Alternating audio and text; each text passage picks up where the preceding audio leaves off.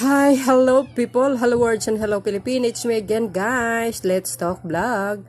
Shout out sa lahat ng mga Pilipino sa buong daigdig, especially the Marcos loyalists and supporters. Hello, hello, hello. Ayun guys, alam nyo naman ang mga updates natin, very important yan, no? So ngayon pakinggan natin mga best ang kumbaga makabagbag damdamin ang talumpati ng ating mahal na Pangulo dito po sa kanyang pagkaisa, no, pinangunahan niya ang araw ng kagitingan lalo sa mga veterano, ayan, diyan po sa Bataan. So pakinggan natin guys, ang kanyang talumpati ay napakaganda. So but before that, don't forget guys to likes and hit the button bell para lagi kayo update sa aking mga new videos, upload and lives. So yon, bye, baboos!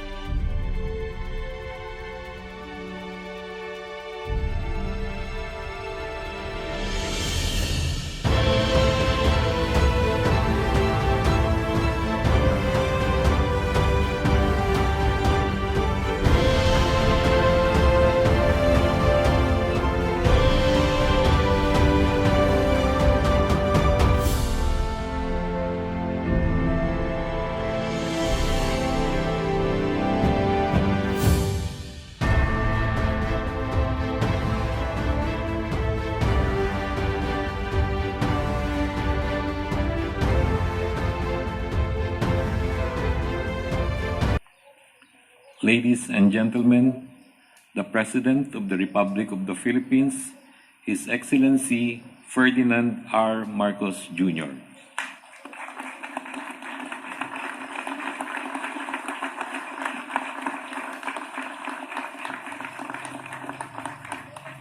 Thank you very much, Transportation Secretary Jimmy Bautista. Please take your seat.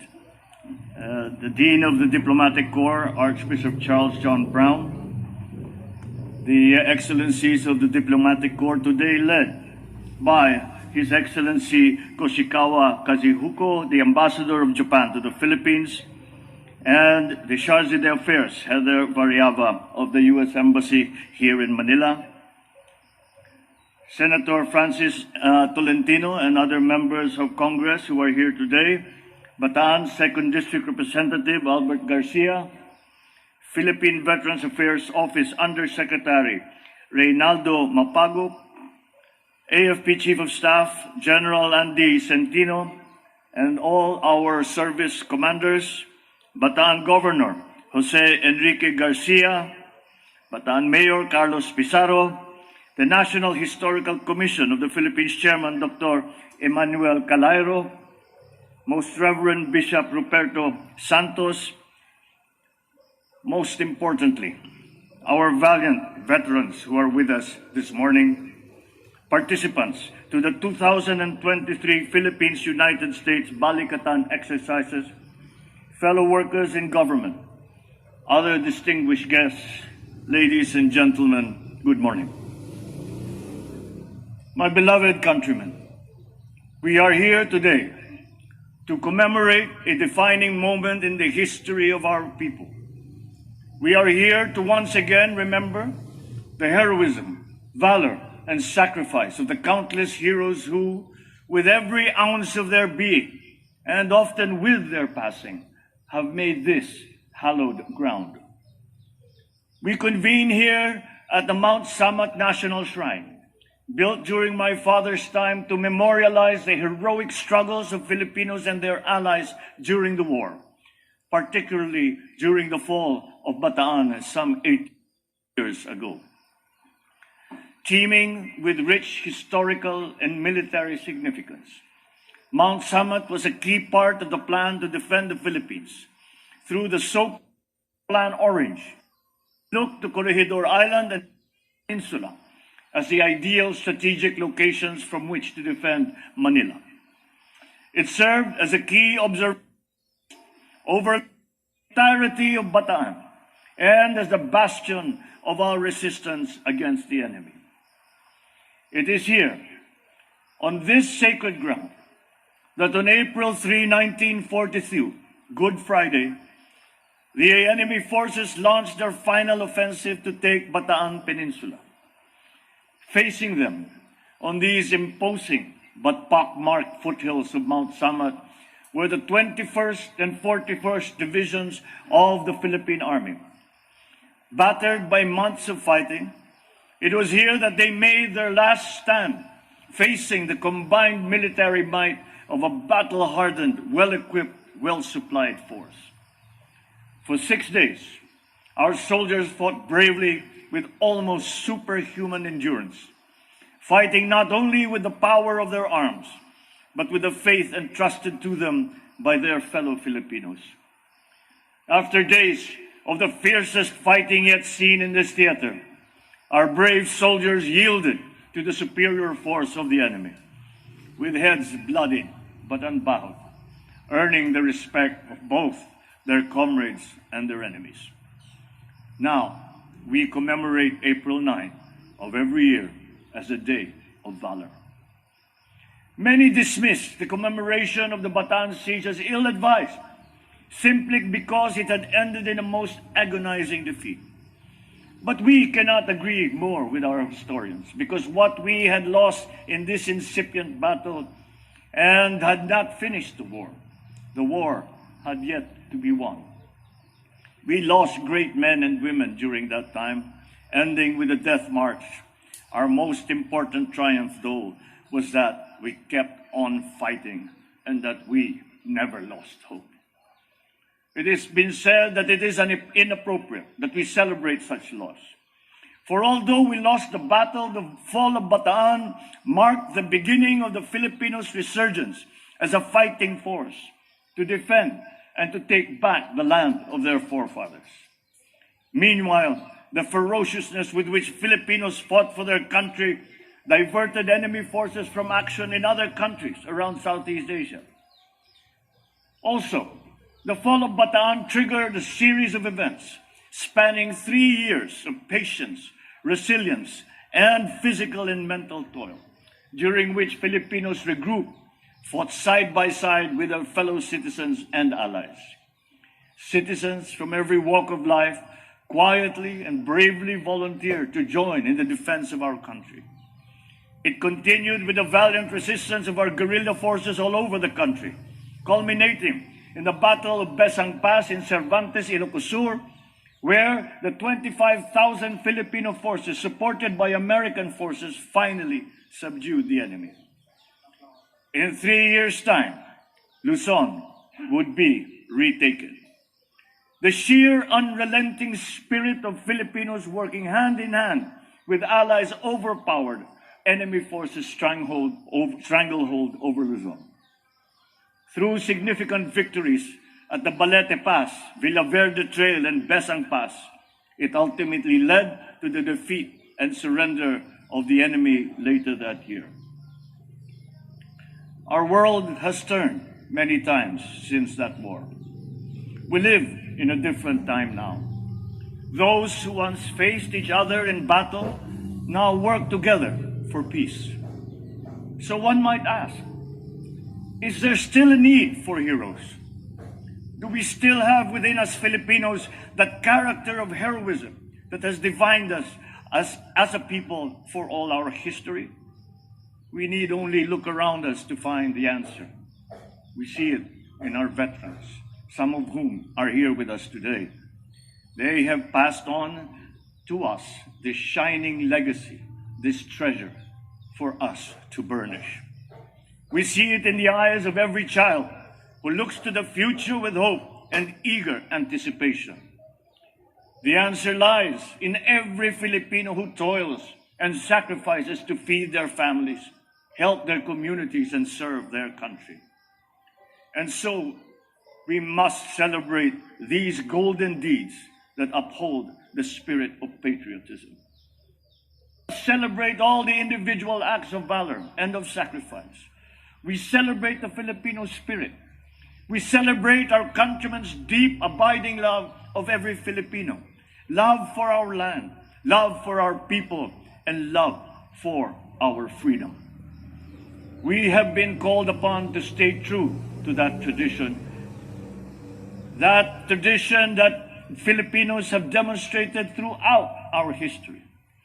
And so it is today that the spirit of heroism is once again asked of us by our country. Perhaps not in the grand acts displayed on the field of battle, but in the everyday challenges that we must face to defend ourselves, to defend our people, to defend our country. What better example of that Filipino nobility of spirit could there be than what was once again demonstrated in the last worldwide crisis, where our men and women rose to the challenge of facing an unseen enemy, a new global challenge. Once again, Filipinos showed the world our purity of spirit and of compassion by willingly putting themselves in peril in the service of others. So have faith. We can look to the future with confidence, girded with the knowledge that the most noble Filipino quality of heroism is aflame and burns brightly in every true Filipino. For that, we thank our heroes, those who fought and bled and died here.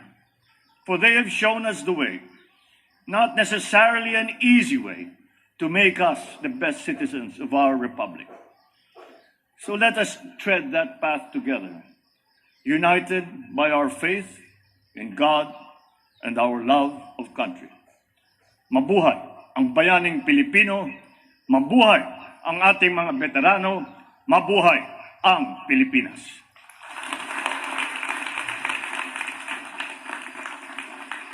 Thank you very much, Mr. President.